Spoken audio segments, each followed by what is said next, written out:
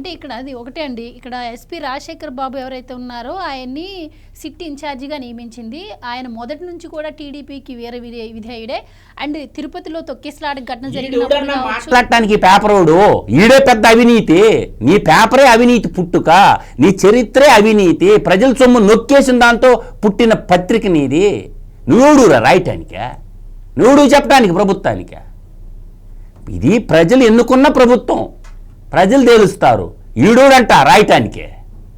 వీడికి ఒక పేపర్ ఉంది కదా, వీడికి ఒక కలం ఉంది కదా అని చెప్పి ఆ ఆర్టికల్ మీద ఇప్పుడు పరువు నష్టం దావా అధికారులు వేశారనుకో, వాళ్ళు ఐపీఎస్ చదువుకున్నారు. మీలాగా దొంగ పనులు చేసి పేపర్ని అడ్డం పెట్టుకుని ప్రజల డబ్బులు కొట్టేలా ఎట్ట కొట్టేశారా 371 కోట్ల?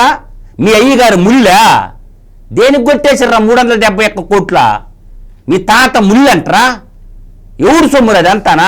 574 కోట్లు కొట్టేసిన దొంగ పత్రిక అది. ఒక దొంగ పెట్టిన పేపరు, ఒక దొంగ పెట్టిన టీవీలో కూర్చొని ఆ దొంగ సొమ్ము తింటా ఏదంటే అది రాస్తే రోతరాతలు రాస్తే పడతారా ఏందా? ప్రభుత్వం ఇమీడియట్గా కేసు రిజిస్టర్ చేయాలా, ఆర్టికల్ మీద కేసు రిజిస్టర్ చేయాలా. వాళ్ళు ఐపీఎస్ చదువుకున్న అధికారులు. నీలాగా కడప గజ దొంగలను పెట్టి పరిపాలన చేయటంలా. పోయినసారి మొత్తం కడప జిల్లాకు సంబంధించిన గజ దొంగలందరూ బడి రాష్ట్రం మీద లూటీ చేసింది కూడా కాకుండా రోతరాతల ఎవరిని పెట్టి ఎంక్వైరీ చేయాలో అది చెప్పు. వాళ్ళ పేరు లిస్ట్ ఇమ్మను. సాక్షి పేపర్ని అడగతరా? పొయ్యా సాక్షి టీవీని అడగతరా? ఎవరిని అధికారులు ఉంచాలని చెప్పేదా? అందువల్ల ఇది కరెక్ట్ కాదు. వే ఆఫ్ ప్రక్రియ కరెక్ట్ కాదు.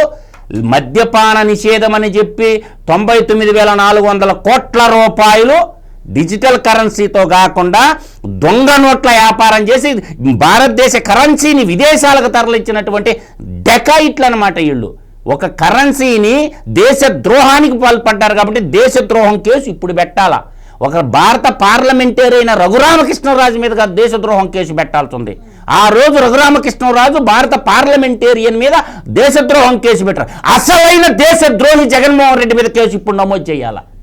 దేశానికి లెక్కర వ్యాపారం చేసి లెక్కర వ్యాపారంలో ప్రజల డబ్బులు ఊడ్చేసి ఆ డబ్బులు విదేశాలు తరలించినందుకు అసలైన నిజమైన దేశద్రోహి ఎవరంటే జగన్మోహన్ రెడ్డి.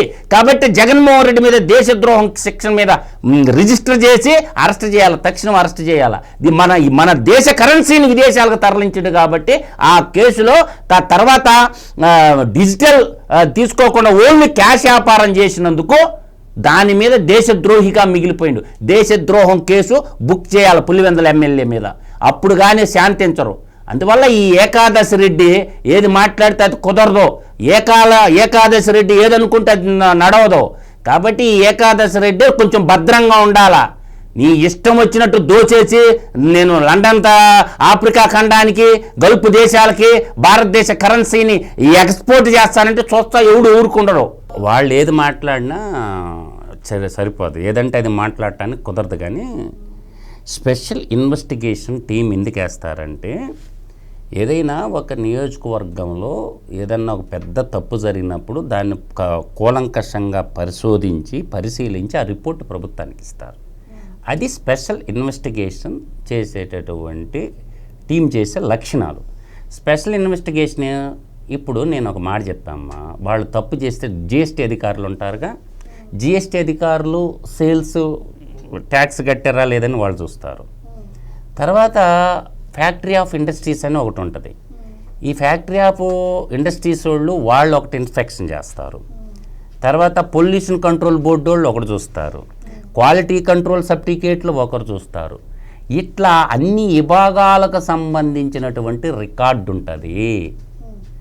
ఈ బుద్ధి లేని రాతలకి రోత రాతలకి ఎడువుడు దడుచుకునేవాడు ఎవడు లేడు. కానీ ప్రొడక్టివిటీ రిజిస్టర్ ఉంటుంది, ప్రొడక్షన్ రిజిస్టర్ అంటారు.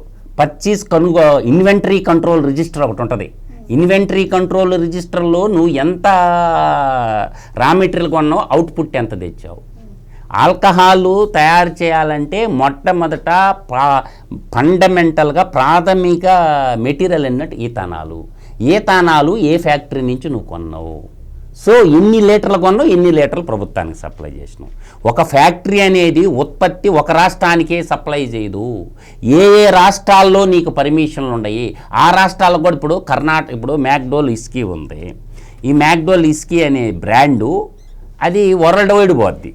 ఉత్పత్తి ఆంధ్రప్రదేశ్లో అయినా సింగరాయకొండ కాడ ఉత్పత్తి అయినా కూడా ఇది బాలాజీ డిస్టిలరీస్లో ఒక ఎగ్జాంపుల్ చెప్తున్నాను. వాళ్ళు ఆంధ్రప్రదేశ్కి సప్లై చేయాలి, వీళ్ళకి లంచాలు ఈకపోతే నేను ఇవ్వనన్నారు. ఎవరు? వాళ్ళ ఎంపీఏ మాగుంట శ్రీనివాసులరెడ్డి. ఆ రోజు ఒంగోలు పార్లమెంట్ ఎంపీ వీళ్ళు లంచాలు అడిగితే నేను నీకు ఈయనరా సప్లై చేయను అని చెప్పి ఆయన తమిళనాడు, కేరళ, కర్ణాటక, తెలంగాణకు కూడా సప్లై చేసిండు. కానీ ఏపీలో ఎందుకు సప్లై చేయలేదు? మ్యాక్డోలీస్కి లంచాలు ఇవ్వలేదు కాబట్టి ఆ మ్యాక్డోలీస్కి అనే బ్రాండ్ మేజర్ బ్రాండ్ లేకుండా పోయింది. ఒక్కటే చెప్తున్నా, వాళ్ళ ఎంపీఏ మాగుంట శ్రీనివాసులరెడ్డి అన్నాడు. ఎందుకు సప్లై చేయలేదు? వాళ్ళకి డిస్టిలరీనే అడిగారు. వాళ్ళకి మీ డిస్టిలరీ అంతా మాకు ఇచ్చేయమని అడిగితే నేను ఇవ్వను డిస్టిలరీని, పెరుక్కునేది ఏదో పెరుక్కోపో అన్నారు. వాళ్ళు ఏం చేశారు? పక్క రాష్ట్రాలకు సప్లై చేసిండు.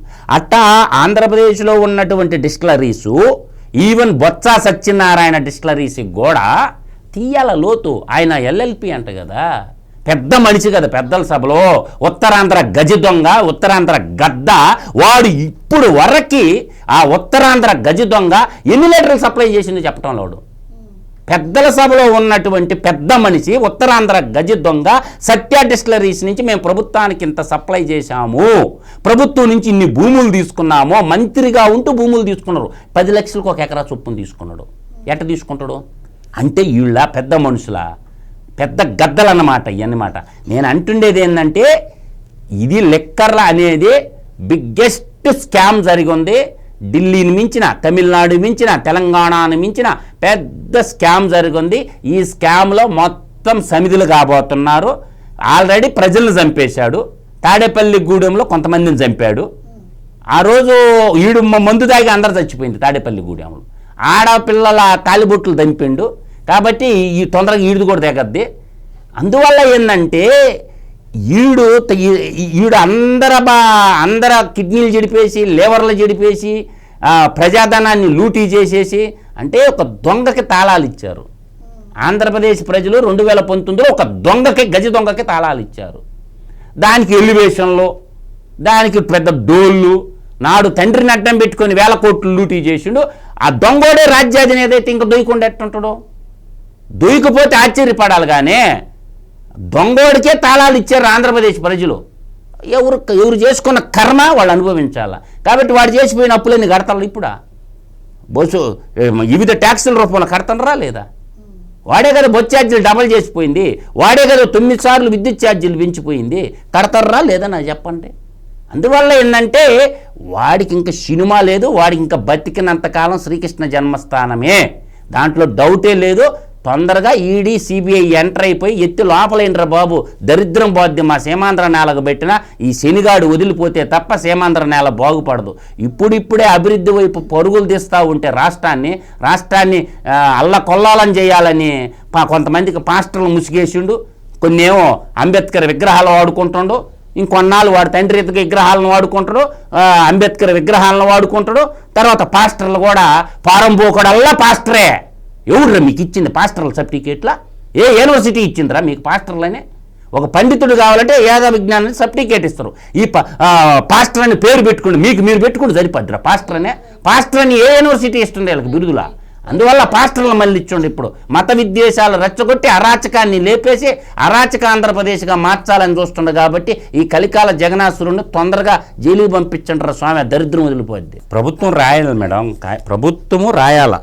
అంటే రాష్ట్ర ప్రభుత్వం కేంద్ర ప్రభుత్వానికి ఈ కేసులో అవినీతి జరిగింది, మీరు ఎంక్వైరీ చేయమని సిబిఐకి, ఈడీకి రాష్ట్ర ప్రభుత్వం లేఖ రాయాలి. అప్పుడు ఎంటర్ అవ్వద్దు.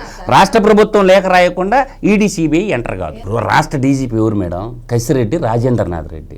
ఈ కసిరెడ్డి రాజశేఖర రెడ్డి ఎవరు? అది చెప్పమను జర ముచ్చట. రాష్ట్ర డీజీపీ ఎవరు?